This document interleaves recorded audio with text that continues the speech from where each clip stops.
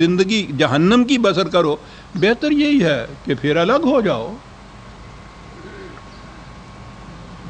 کیونکہ ازدواجی زندگی تو ازدواجی اس وقت تک ہی رہے گی جب کامل ہم آہنگی ہو میاں اور بیوی کے اندر۔ اور بات یہاں یہ کہ وہ جو ہمارے ہاں یہ ہے نا کہ وہ جو طلاق جو ہے وہ عورت کہتی ہے کہ میں تو خودکشی کر لوں گی، مر جاؤں گی، اس جہنم میں زندگی بسر کر لوں گی، یہ عذاب برداشت کر لوں گی، میں طلاق کی زندگی نہیں۔ متعلقہ ہمارے ہاں بھی بڑی بڑی مذموم نگاہوں سے دیکھا جاتا ہے اسے۔ یہ سارا ہندو معاشرت کا اثر ہے، کیونکہ ان کے ہاں تو طلاق کا تو سوال نہیں ہے، بیوہ تک کی شادی نہیں ہو سکتی۔ تو یہ جو چیز ہے قرآن نے یہ بات کہی کہ یہ ایسی بات نہیں ہے، ہم آہنگی نہ رہے اور اس کے صورت کوئی باقی نہ رہے وہ پیدا کرنے کی، اختلافات مٹانے کی، تو اس قسم کی گھر کی زندگی کے مقابلے میں بہتر یہ ہے کہ الگ ہو جاؤ، اور اگر ضرورت ہے پھر شادی کرنے کی ازدواجی زندگی کی، تو ہم آہنگ اور ہم خیال اور ہم مسلک اور ہم عقیدہ، ہم نظریہ، ہم مزاج، ہم طبیعت جو بیویاں اور ہیں، عورتیں اور ہیں، ان سے شادیاں کر لیجئے، مسئلہ آسان ہے۔ میرے ساقی نے عطا کی ہے میں بے درد و صاف، رنگ جو کچھ دیکھتے ہو میرے پیمانے کا ہے۔ ہمارے ہاں جو متوارث خیالات چلے آ رہے ہیں ان کی وجہ سے ہمارے یہاں پیچیدگیاں پیدا کی جاتی ہیں، قرآن سے تو نہیں۔ اور پھر اگلی بات جو قرآن نے کہی ہے سورہ نساء میں ہی ہے کہ اگر تمہیں اس چیز کا خوف ہو کہ اس طرح سیپریشن سے، طلاق سے، علیحدگی سے مشکل ہو جائے گی، معاشی مشکل ہو جائے گی، دقتیں ہو جائیں گی، خاص طور پہ عورت کو یہ خیال آئے گا، اور یہی وہ خیال ہے جس کی وجہ سے وہ اس جہنم کی زندگی کو ترجیح دیتی ہے علیحدگی کے اوپر، کہ کل کو کھائے گی کہاں سے وہ۔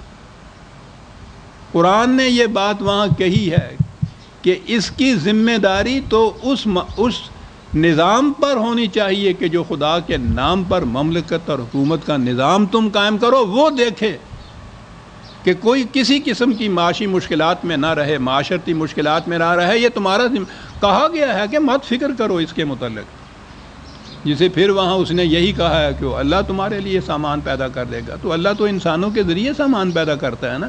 تو اسلامی حکومت یا مملکت کا تو یہ فریضہ بھی ہے کہ وہ دیکھے کہ اگر کسی وجہ سے بھی فرض کرو کہ وہ کسی عورت کو طلاق ہو گئی ہے اور ایسا درمیانی عبوری وقت ہے کچھ وقت کے لیے، تو اس نے قرآن میں ہی یہ قوانین دے دیے کہ پروویژن اس کے لیے کی جائے، اس خاوند کی ذمہ داری یہ ہو، اور اس سے آگے بات بڑھ جائے تو یہ کہا ہے کہ یہ وہ جو نظام معاشرت ہے، نظام حکومت ہے، اس کا فریضہ ہے کہ وہ دیکھے کہ یہ محتاج نہ ہوں اور میں اس لیے نہ جکڑی رہے اس جہنم کی زندگی کے اندر کہ اس کے بعد میرا یہ اقتصادی مسئلہ کیسے حل ہوگا۔ عجیب چیزیں قرآن کے اندر عظیم آتی ہیں، وہ جہنم نہیں بناتا۔ اسی لیے یہ کہا آگے، میں نے عرض کیا نا کہ معاملہ میاں بیوی کی آپس میں تھوڑے سے اختلاف کا تھا، لیکن چونکہ اس کی اہمیت امت کے لیے تھی، قرآن نے بڑی تفصیل سے اس کو بیان کیا ہے۔ یہ چیز سورہ احزاب میں بھی آئی ہے، وہاں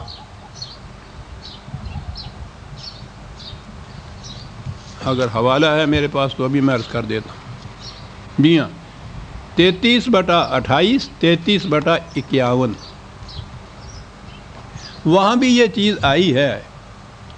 ازواج مطہرات کی طرف سے ایسا نظر آتا ہے کہ کچھ مطالبہ تھا۔ وہ مطالبہ کیا تھا؟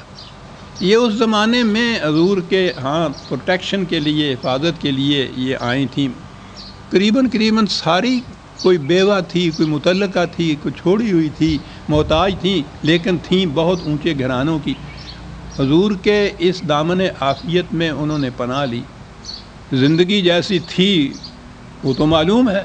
بعد میں ایک حکومت ملی، مملکت ملی، 10 لاکھ مربع میل کی مملکت کے سربراہ تھے۔ نظر آتا ہے کہ جیسا کہ طبعی طور پہ ہونا چاہیے، ان ازواج مطہرات کے دل میں یہ بات پیدا ہوئی کہ ہماری زندگی کچھ آسائش کی ہونی چاہیے۔ یہی ہے وہ جو وہاں بات ہے۔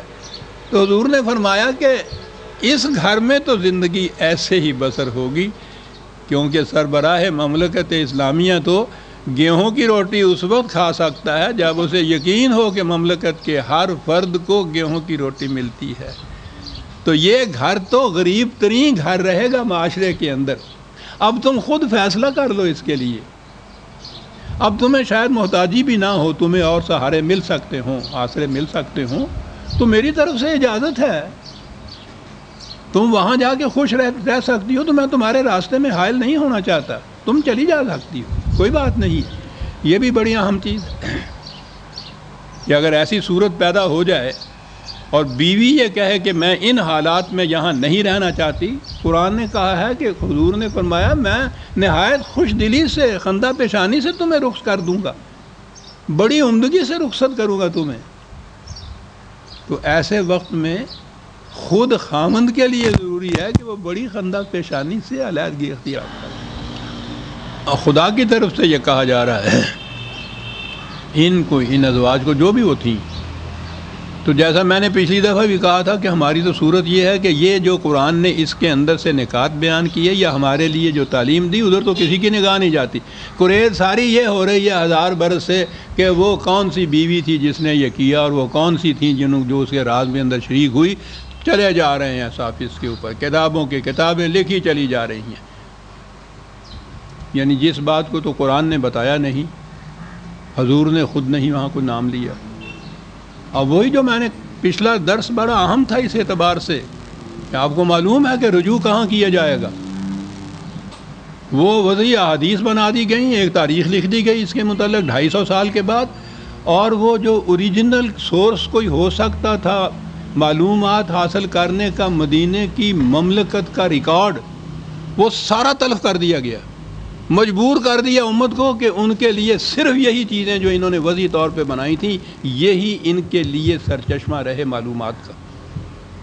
اور اس میں یہ اب داستانیں شروع ہو گئیں، حدیث کی کتابوں میں بھی، تاریخ میں بھی، کون سی یہ بیویاں تھیں۔ پھر چلے آگے قصہ تو جو خود ہی پھر طے کرنا ہو، تو پھر اس کے بعد جس کا جی چاہے جو کچھ جی چاہے کہتا چلا جائے۔ بہرحال خدا نے یہ کہا کہ ہمیں معلوم ہے کہ تمہارے دل میں اس کا احساس تو پیدا ہو رہا ہے کہ یہ غلط بات ہو گئی۔ تو جب احساس پیدا ہو گیا ہے تو عجیب بات ہے، تو پھر کھل کے اعتراف کرو، معاملہ صاف ہو جائے۔ یہ جو ہے نا ان تتوبہ الی اللہ، توبہ کرنا، یعنی یہ بات کہ تمہارا دل جو ہے وہ تو مائل ہو رہے ہیں، تو ہوتا ہے نا ایسے میں کہ پھر اس کا کھلے بندوں اعتراف اور اظہار کرنا۔ تو کہا جب یہ چیز ہے تو پھر بات صاف کر لو، معاملہ صاف ہو جائے گا۔ اور اگر اس کے باوجود تم آپس میں یہی سمجھتے ہو کہ نہیں رسول کی مخالفت ہی کرنی ہے، تو پھر ٹھیک ہے، اس کے بعد وہ علیحدگی ہو جائے گی۔